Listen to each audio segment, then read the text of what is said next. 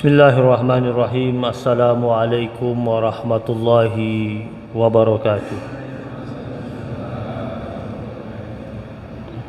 Alhamdulillah. Alhamdulillahi rabbil alamin. Wa bihi nasta'inu ala umuri dunya waddin. Wassalatu wassalamu ala sayyidil mursalin habibina wa maulana Muhammadin wa ala alihi wa ahli baitihi at-tayyibin at-tahirin wa radiyallahu ta'ala an ashabi rasulillahi al-mayamin al-muntajabin. Subhanaka la ilma lana illa ma 'allamtana innaka antal alimul hakim. Subuhun qudusun rabbuna wa rabbul malaikati war ruh.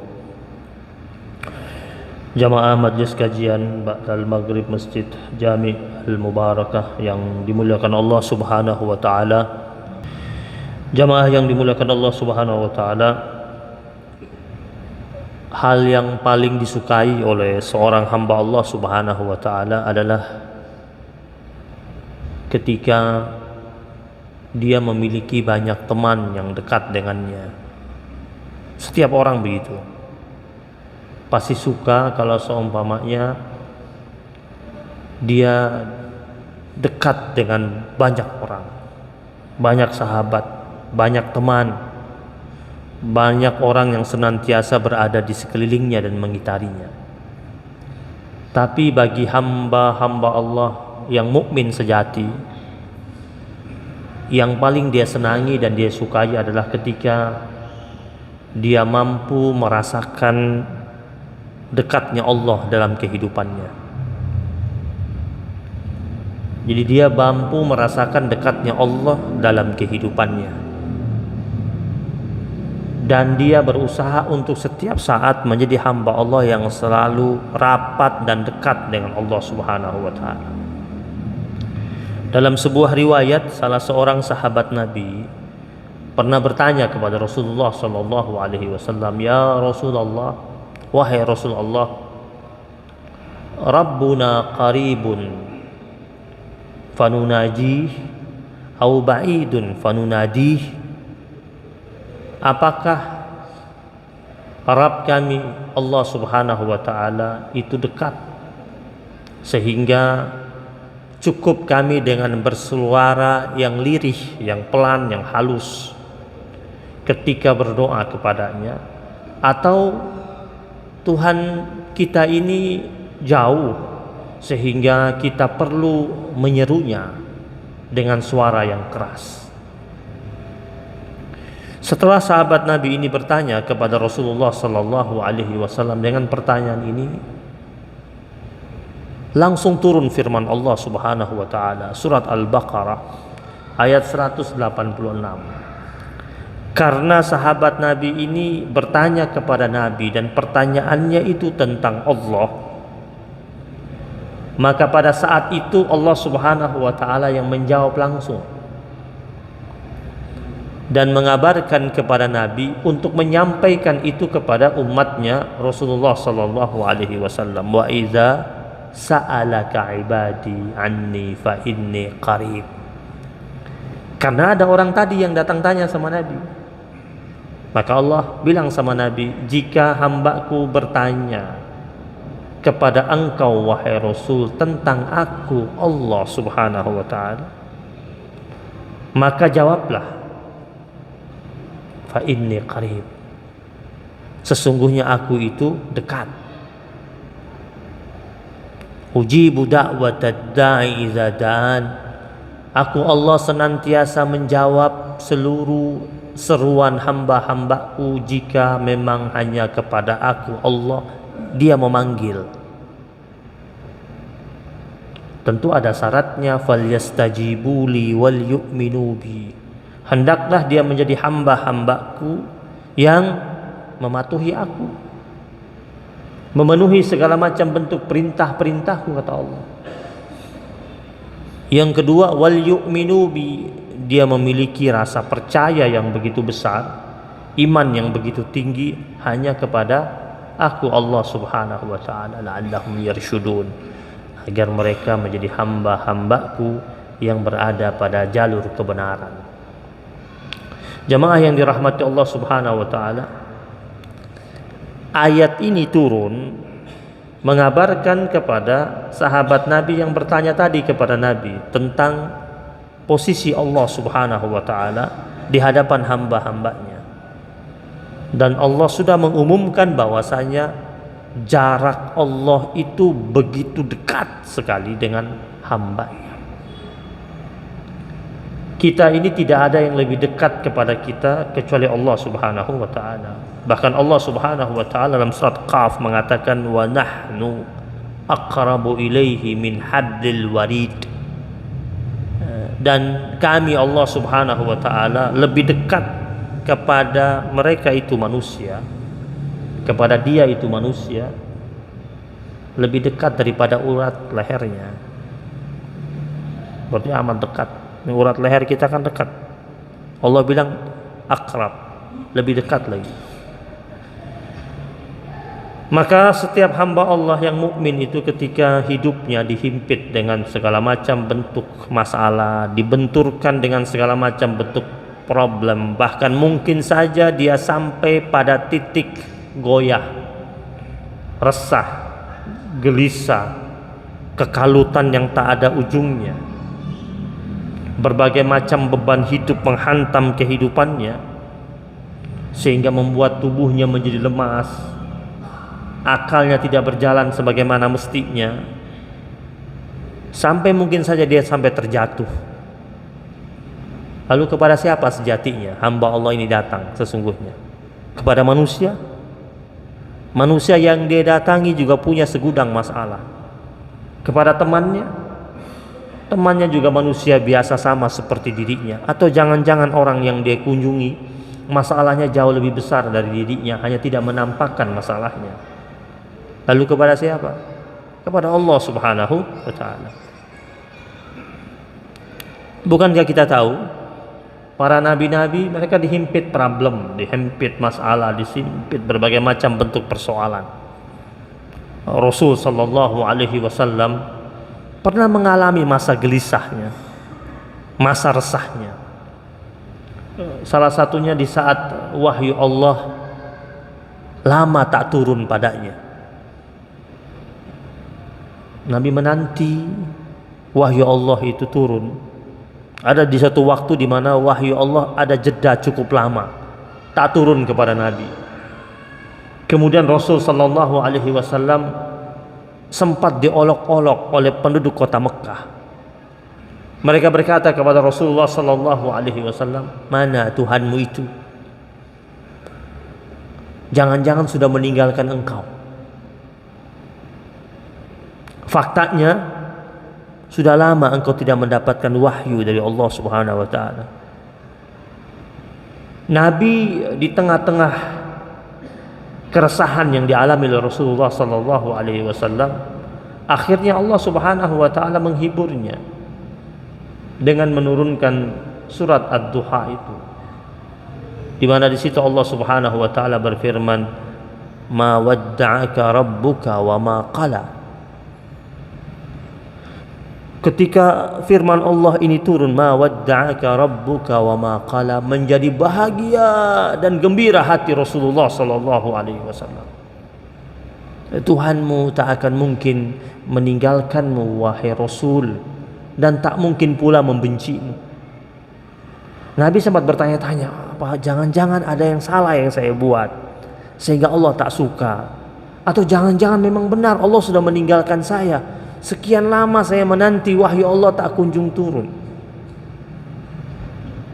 Ya, dalam kehidupan kita mungkin kita pernah mengalami seperti itu ketika kita sudah berusaha dekat sama Allah, merubah hidup kita jadi baik, berusaha untuk meninggalkan yang haram, yang syubhat, berusaha untuk meniti jalan kebaikan, segala macam bentuk-bentuk perintah Allah Subhanahu wa taala kita berusaha keras untuk menjalaninya.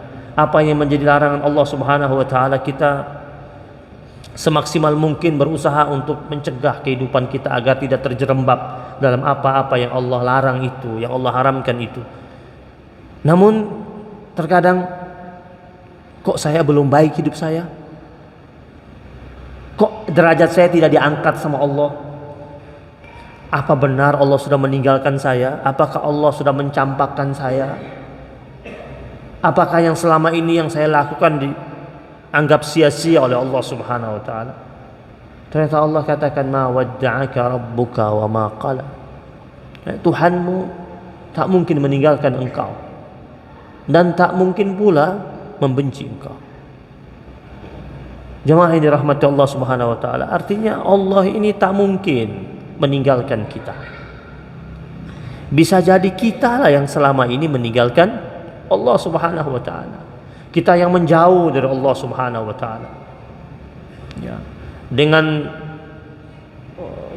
ujian dan cobaan yang kita alami, sesungguhnya Allah Subhanahu wa taala yang Rahman itu sedang memanggil kita untuk kembali dekat kepadanya. Jadi harus kita sadari ujian yang sedang kita alami ini, bahwasanya Allah sedang memanggil kita dengan kasihnya dan sayangnya untuk kembali merapat kepada Allah Subhanahu wa taala.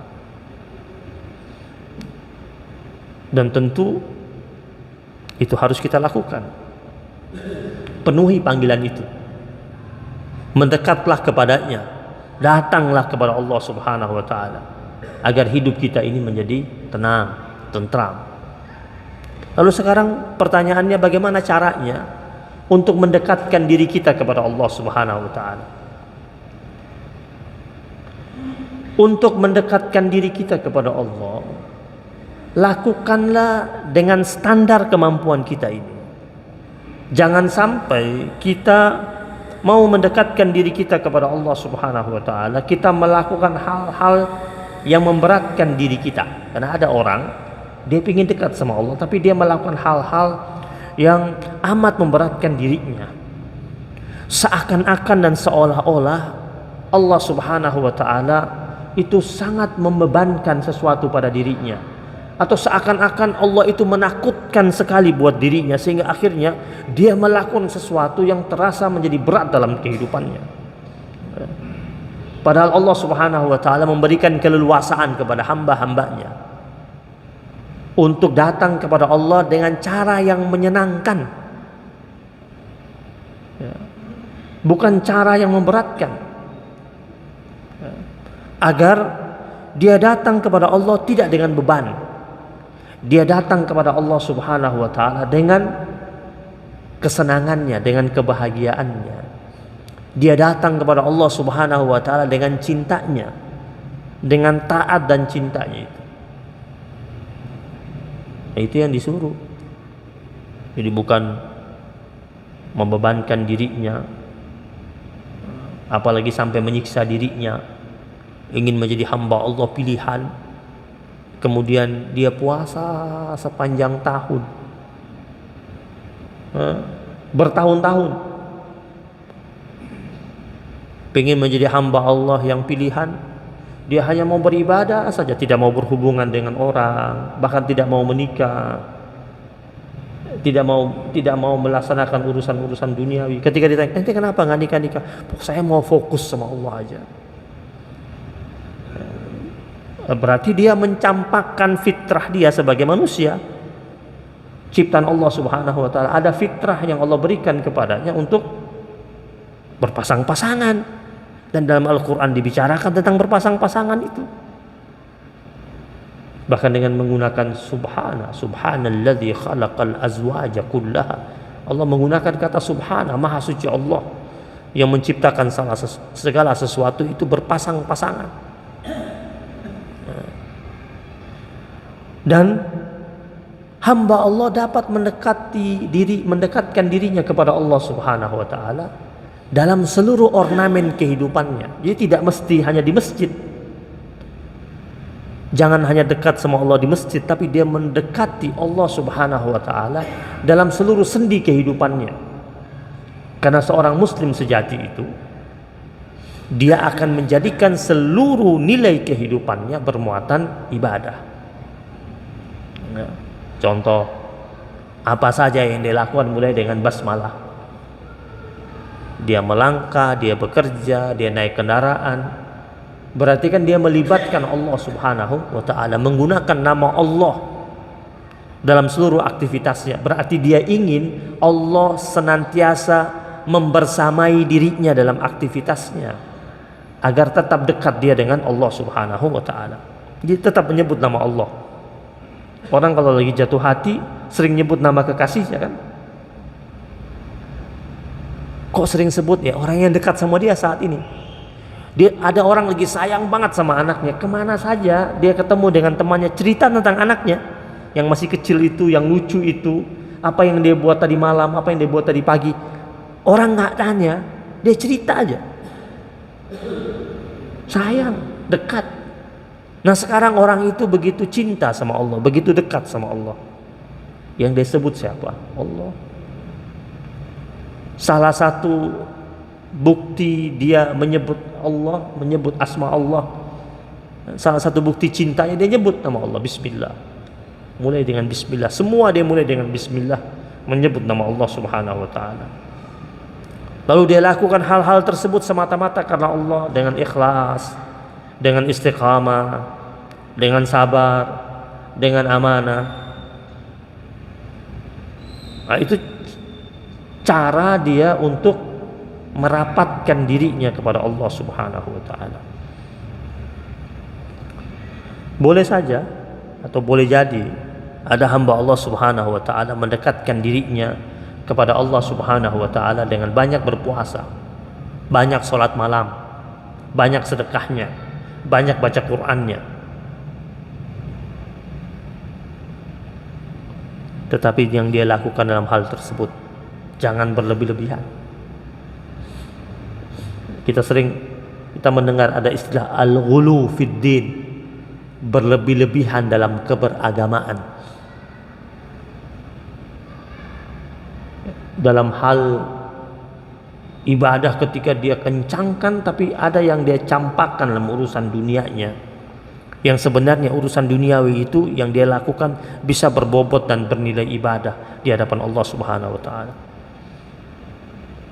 Ibadahnya rajin, taat, sholatnya, puasanya, baca Qur'annya, tetapi dia mengabaikan kebutuhan keluarganya yang harus dia penuhi, yang merupakan kewajibannya. Kira-kira begitu disukai nggak oleh Rasulullah? Kan ya. Hidup seperti hidupnya Rasul dan para sahabat-sahabatnya. Ada aktivitas-aktivitas di mana mereka datang kepada Allah. Ada aktivitas-aktivitas di mana mereka datang menjumpai hamba Allah Subhanahu wa ta'ala. Dan dua-duanya berbobot dan bernilai ibadah di hadapan Allah Subhanahu wa ta'ala. Jamaah yang dirahmati Allah Subhanahu wa ta'ala. Dalam Al-Quran Allah Subhanahu wa ta'ala berfirman surat Al-Maidah ayat yang ke-35. Ya ayyuhalladzina amanu taqullaha wabtaghu ilaihil wasilah. Wahai orang-orang yang beriman, bertakwalah kalian kepada Allah dan carilah wasilah.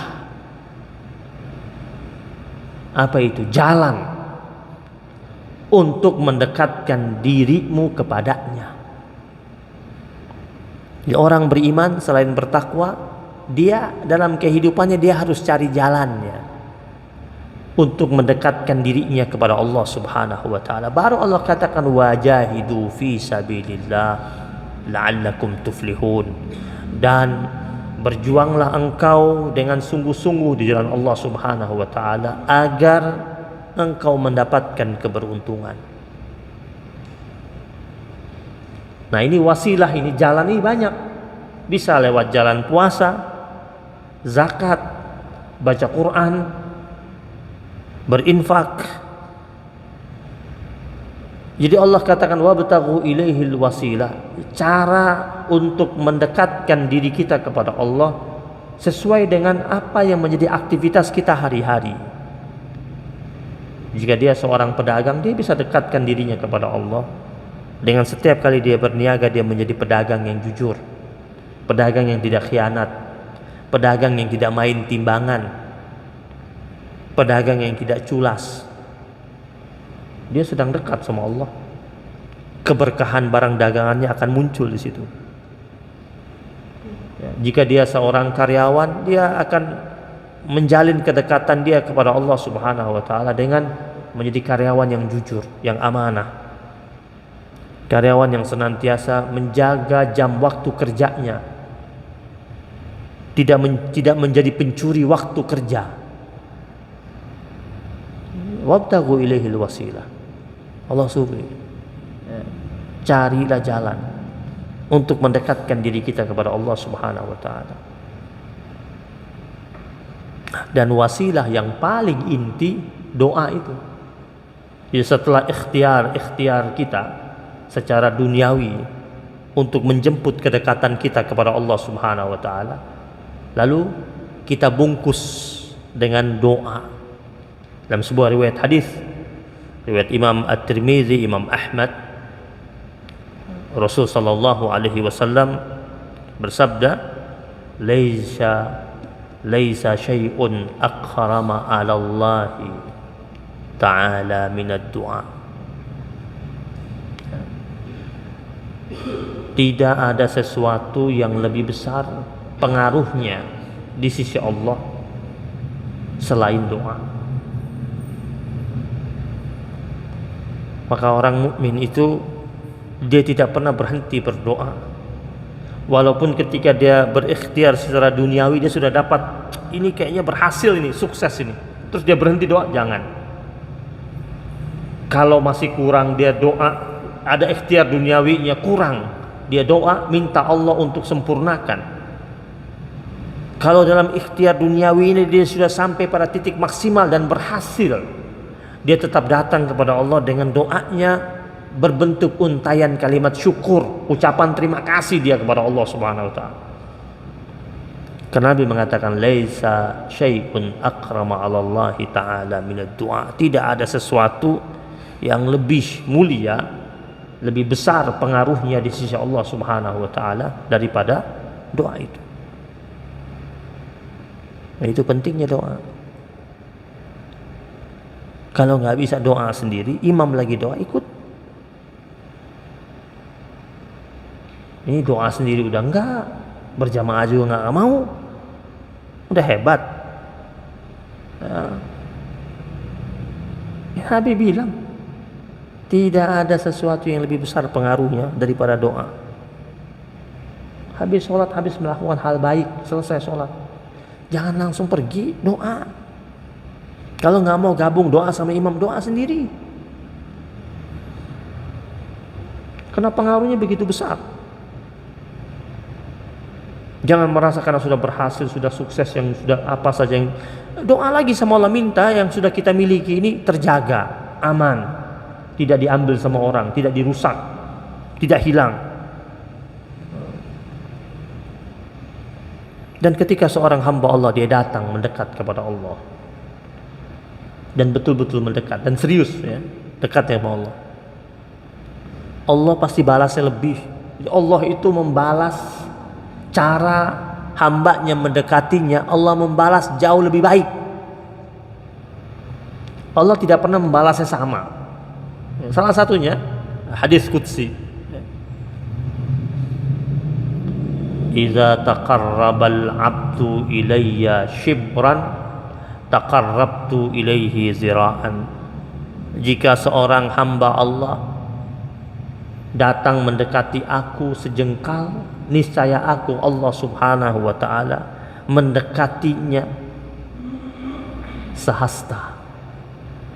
Datangnya sejengkal kita, Allah balasnya sehasta, kata Allah.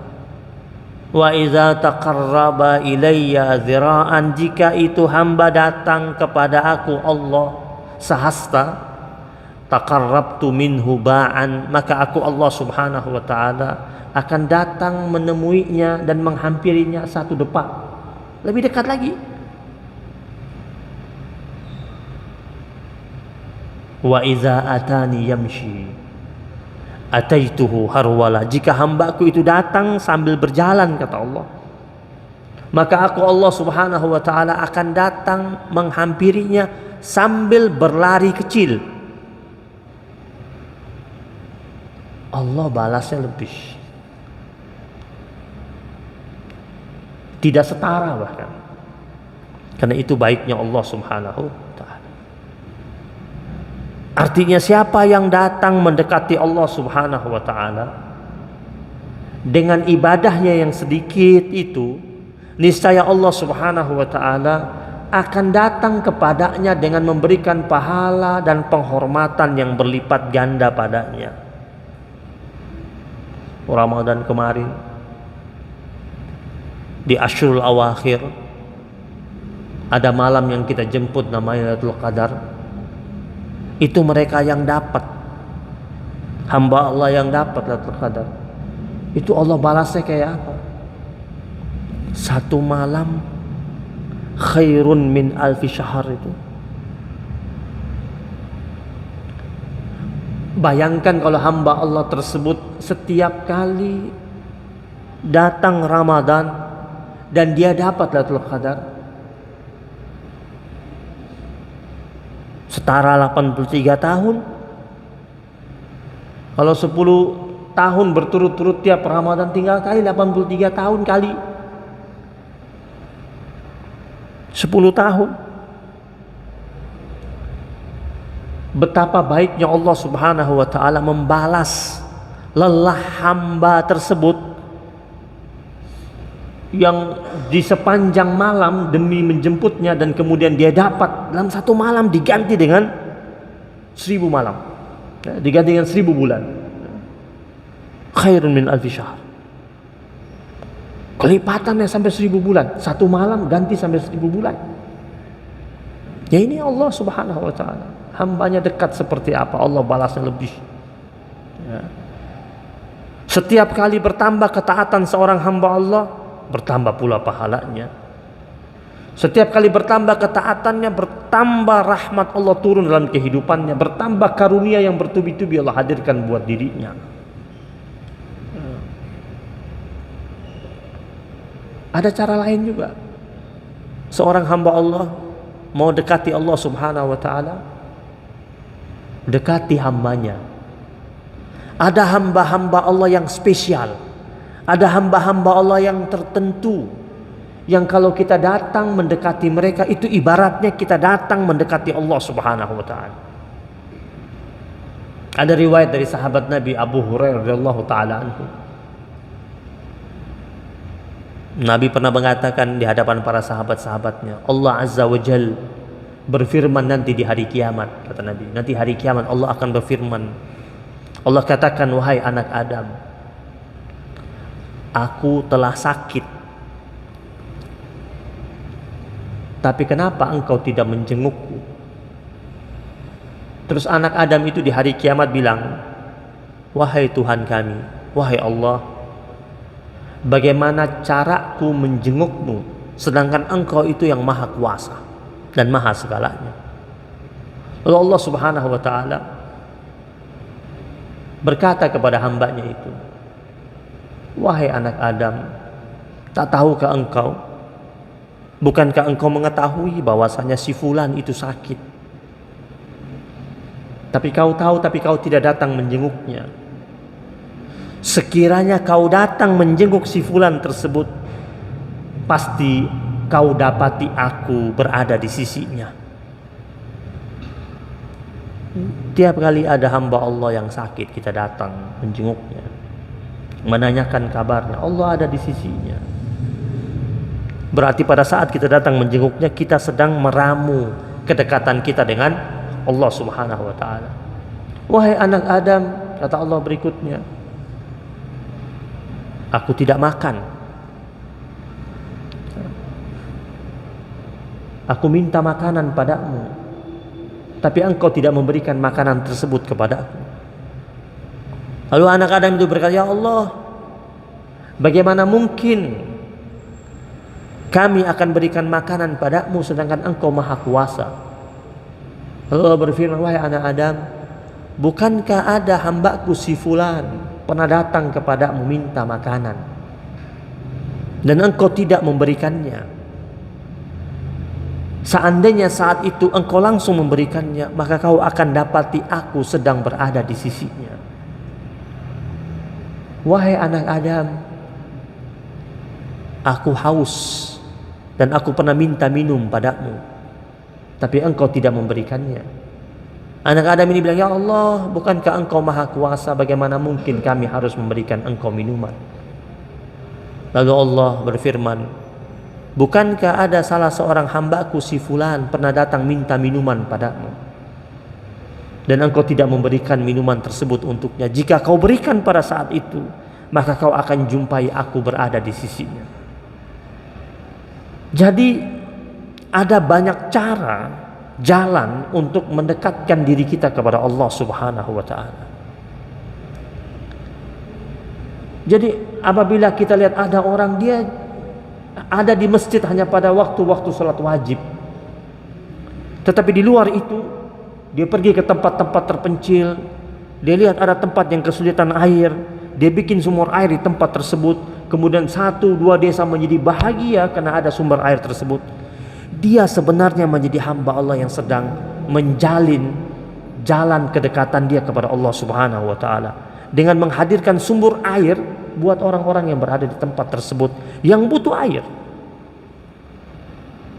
Atau mungkin dia terbang ke tempat tertentu yang mendapatkan penindasan dan kezaliman, banyak anak-anak kecil yang kesulitan makanan, dan dia mengabdi di tempat tersebut berbulan-bulan, melayani mereka untuk mendapatkan makanan dan minuman, menyediakan dapur umum untuk mereka.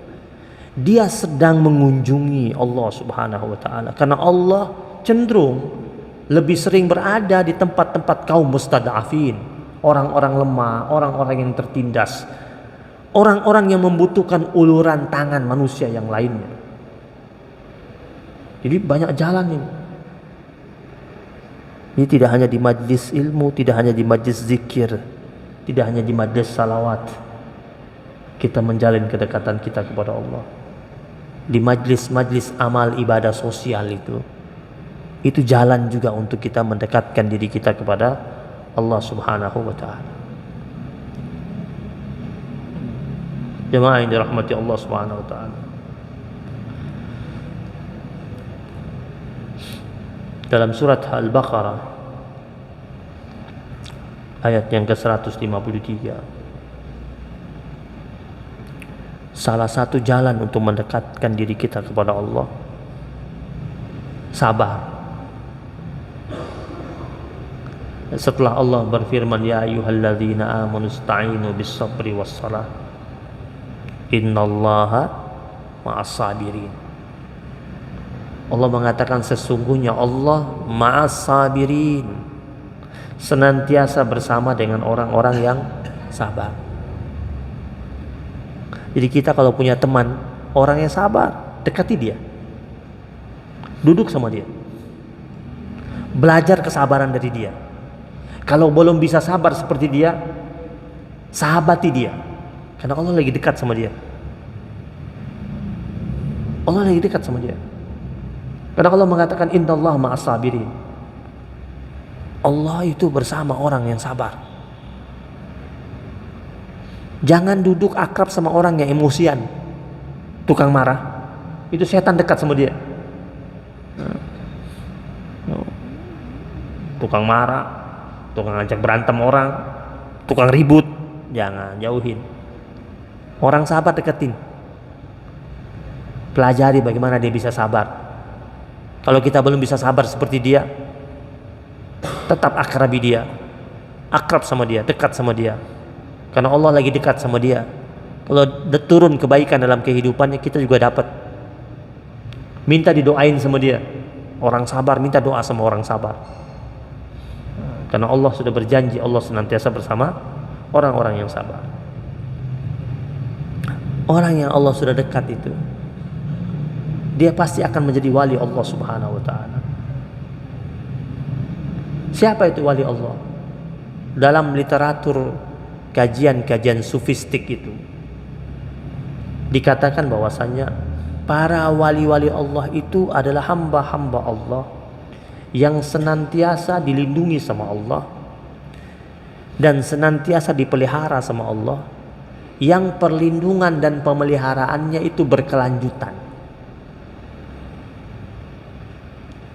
Tidak hanya sesaat. Itu para wali-wali Allah Subhanahu wa ta'ala. Para wali-wali Allah Subhanahu wa ta'ala adalah individu-individu yang memiliki kecenderungan kepada ketaatan, menjauhi segala macam bentuk maksiat, bahkan hal-hal yang masih indikasi maksiat saja dia jauhi. Dia jaga dirinya agar tidak terjerembab dengan hal-hal yang memalukan dalam kehidupannya. Senantiasa dalam kehidupannya berusaha untuk merapat terus kepada Allah Subhanahu wa taala. Bergantung secara totalitas kepada Allah Subhanahu wa taala. Gak ada duniawinya sama sekali. Ya. Wali tapi kelihatannya orang kaya datang sama orang biasa datang beda penyambutannya. Enggak. Wali Allah itu semua dia perlakukan sama. Penyambutannya sama. Kenapa? Karena yang paling mulia dan termulia di hadapan dia hanya Allah Subhanahu wa taala. Dia memandang alam ciptaan Allah Subhanahu wa taala tak lebih dari bukti kemahakuasaan Allah Subhanahu wa taala. Hatinya, kalbunya dipautkan terus kepada Allah Subhanahu wa taala.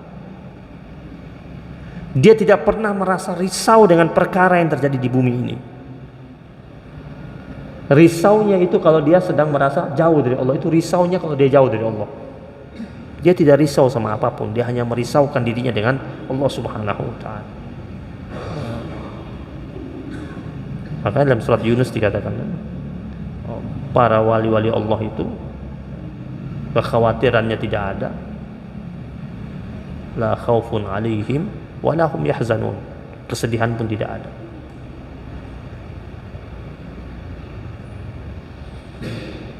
Dan semoga kita mampu menjadi hamba Allah Subhanahu wa taala yang setiap saat bisa dekat dengan Allah Subhanahu wa taala. Kalau belum bisa dekat, dekatilah hamba-hamba Allah yang kita anggap sudah dekat dengan Allah Subhanahu wa taala. Ya. Ya. Ada sebuah hadis dalam kitab Sunan Imam Ahmad. Nabi bilang begini, sesungguhnya di antara hamba-hamba Allah itu terdapat orang-orang yang bukan nabi dan bukan pula syuhada. Nabi bukan, mati syahid juga bukan. Akan tetapi para nabi dan syuhada iri kepada orang ini. Jadi ada di antara hamba Allah, nabi bukan, syuhada bukan, tetapi para nabi dan syuhada iri kepada orang-orang ini di hari kiamat nanti. Kenapa? Karena kata Rasul, disebabkan kedudukan mereka di hadapan Allah Subhanahu wa taala. Siapa itu? Para wali-wali Allah Subhanahu wa taala. Sahabat-sahabat tanya, siapa mereka wahai Rasul? Apa saja yang mereka perbuat itu sampai para nabi, para syuhada iri kepada mereka? Barangkali kami bisa mencintai mereka. Ayo sebut dong ciri-cirinya. Kata Nabi, mereka itu adalah suatu kaum yang saling mencintai semata-mata karena Allah. Mereka mencintai semata-mata karena Allah, karena ruh Allah Subhanahu wa taala, tanpa ada ikatan keluarga di antara mereka. Mereka saling memberi semata-mata karena Allah Subhanahu wa taala. Dengan benda-benda yang mereka miliki ini, semata-mata karena Allah. Mereka mencintai karena Allah, bukan karena harta benda. Memberi semua karena Allah Subhanahu wa taala. Terus kata Nabi, demi Allah, wajah mereka nanti di hari akhir benar-benar bercahaya.